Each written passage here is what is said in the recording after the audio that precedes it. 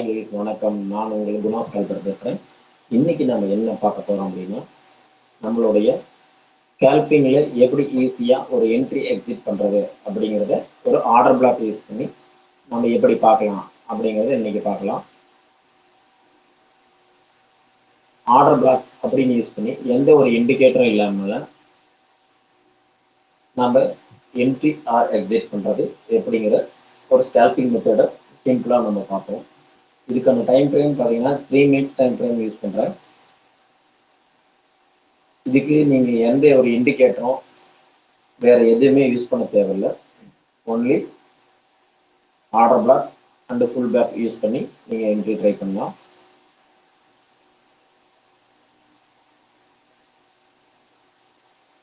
Order block full pack அப்படின்னா என்னங்கிறத நான் ப்ரீவியஸ் வீடியோவில் போடுறேன். இப்போயும் அதை சிம்பிளாக எக்ஸ்பிளைன் பண்ணுறேன்.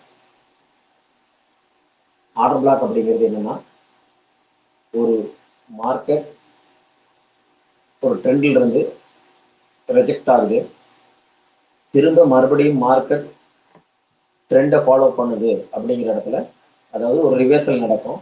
அதாவது டவுன் ட்ரெண்டில் வர மார்க்கெட் அப் ட்ரெண்டுக்கு திரும்பும். அந்த இடத்த தான் நாம் ஃபுல் பேக் ஆர் அப்படி ஆர்டர் பிளாக் அப்படின்னு சொல்லுவோம். அதாவது ஃபுல் பேக் ரிவர்சல் ஆகிறது வந்து ஃபுல் பேக்னும், அதே வந்து அந்த இடத்துல ரியாக்ட் ஆகிற ஆர்டர் வந்து நமக்கு ஆர்டர் பிளாக்காக கிரியேட் பண்ணும். எங்கே ஆர்டர் எக்ஸிக்யூட் ஆகுது அப்படிங்கிற அந்த ஏரியா தான் நமக்கு ஆர்டர் பிளாக் அப்படின்னு நம்ம எடுத்துக்குவோம். அது எப்படி ரீட் பண்ணுறங்கிறத ப்ரீவியஸ் வீடியோவில் சொல்கிறேன். இப்போதைக்கு ஆர்டர் பிளாக்கை மட்டும் நோட் பண்ணி நமக்கு என்ட்ரி ஆர் எக்ஸிட் எப்படி சிம்பிளாக, அதாவது 5 to 10 பாயிண்ட்ஸ் கேப்சர் பண்ணலாம் அப்படிங்கிறத நான் சொல்கிறேன்.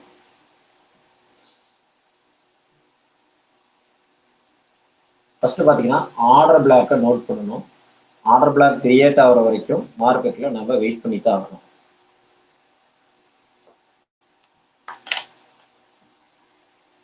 ஆர்டர் பிளாக் அப்படிங்கிறது எங்கன்னா, ஒரு ஃபுல் பேக்கில் தான் ஆர்டர் பிளாக் கிடைக்கும்.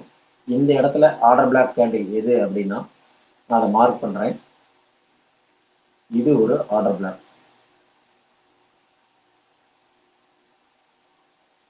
இப்போ இந்த ஆர்டர் பிளாக் கிரியேட் ஆகிருக்குது. ஏன் ஆர்டர் பிளாக் கிரியேட் ஆகிருக்குது அப்படின்னா, இங்கிருந்து வந்த ரிவர்சல் ஆர்டரை, அதாவது ஒரு செல்லரை இங்கிருந்து பை பண்ணி மறுபடியும் பையர் வின் பண்ணுறாங்க. அந்த வின் பண்ணுற ஏரியா தான் இந்த ஏரியா. இந்த ரெட் மார்க் போட்டுக்கிறோம் பார்த்தீங்கன்னா, இந்த ஏரியா. நமக்கு எப்படி என்ட்ரி ட்ரை பண்ணலாம் அப்படின்னா, எப்பெல்லாம் ஒரு ஸ்விங் கிரியேட் ஆகுதோ அந்த ஸ்விங்ல இருந்து நம்ம ஆர்டர் பிளாக் வச்சு அங்கிருந்து ரிஜெக்ஷன் என்ட்ரியை நம்ம ஈஸியாக கேப்சர் பண்ணலாம். ரிஜெக்ஷன் என்ட்ரி எப்படி கேப்சர் பண்ணலாம்னா, நீங்கள் ஆர்டர் பிளாக் பிரேக் அவுட் கொடுத்த கேண்டில் இருந்து ப்ரீவியஸ் ஸ்விங் வரைக்கும் நமக்கு என்ட்ரி ட்ரை பண்ணலாம். நமக்கு ஸ்டாப் லாஸ் எங்கே அப்படின்னா, அந்த கேண்டிலோடைய லோ தான் நமக்கு ஸ்டாப் லாஸ்.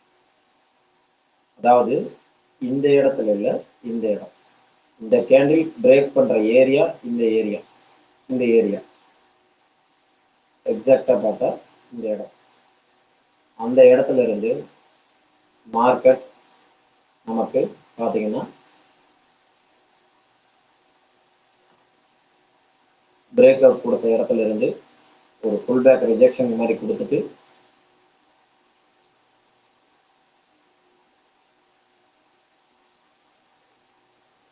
ஒரு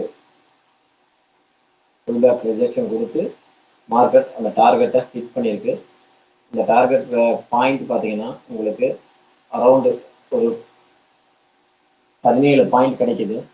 இப்போ இந்த 17 பாயிண்ட் என்ன அப்படின்னா இண்டெக்ஸில் கிடைச்சிருக்கு. இதில் நமக்கு வந்து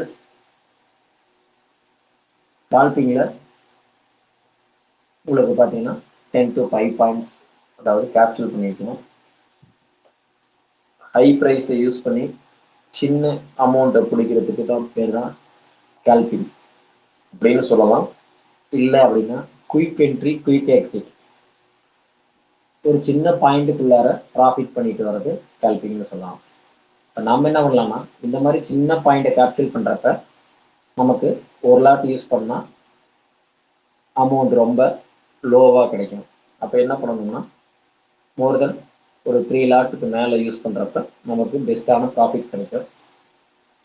ஒரு சிங்கிள் கேண்டில்லையே கூட உங்களுக்கு 1000 to 20,000 வரைக்கும் கூட நீங்கள் ஏர்ன் பண்ணலாம். இதை ட்ரை பண்ணி பாருங்கள். பேக் டெஸ்ட் எடுத்துட்டு ட்ரை பண்ணுங்கள். Thanks to all.